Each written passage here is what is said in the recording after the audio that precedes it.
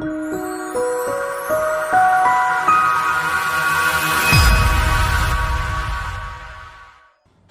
everybody, Andy Bassett with Ellerbrock-Norris here again. As always, I hope all of you are healthy and happy right now. I'm coming at you again from my home office. We're still working remotely, as I imagine many of you are. I hope springtime has found you wherever you are. It has here in the great state of Nebraska finally, so I know I'm enjoying getting out and enjoying some of the fresh air. So I hope you are as well. I also hope you're enjoying the videos we're sending. We're really trying to get as many out there that are educational, and I know our team's been doing a pretty good job of that. So go out, find them, and watch them, because I think you'll learn a few things, or I hope you will.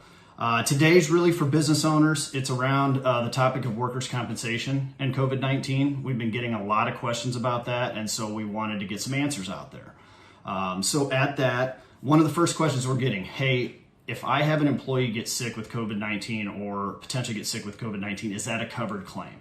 The answer, of course, is it depends. That's always kind of been the case with occupational diseases. While they are compensated for in the policies, the question always arises, were they actually contracted out of and in the course of employment?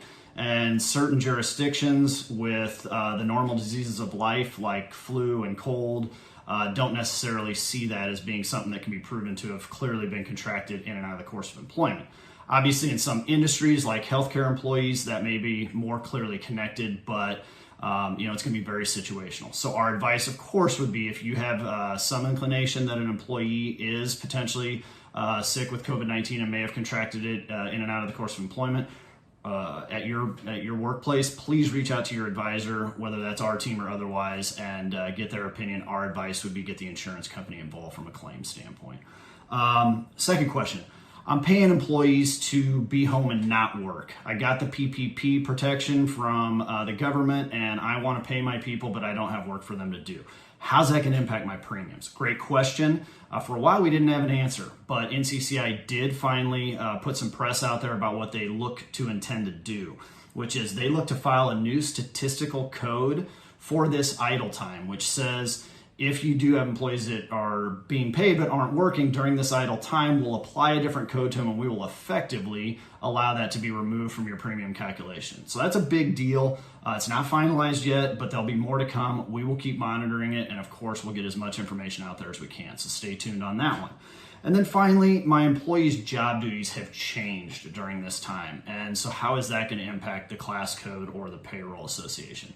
It's a great question. There's not a lot of clarity out there, but our advice is keep very clear records on that, because we believe that NCCI is going to put some pressure out there on insurance companies to say, hey, let's work through this and let's make some divisibility of that time and apply, a lesser rated class code. But it's going to be clear and key to have absolute clear records on that. So we'd advise you to start doing that and plan ahead.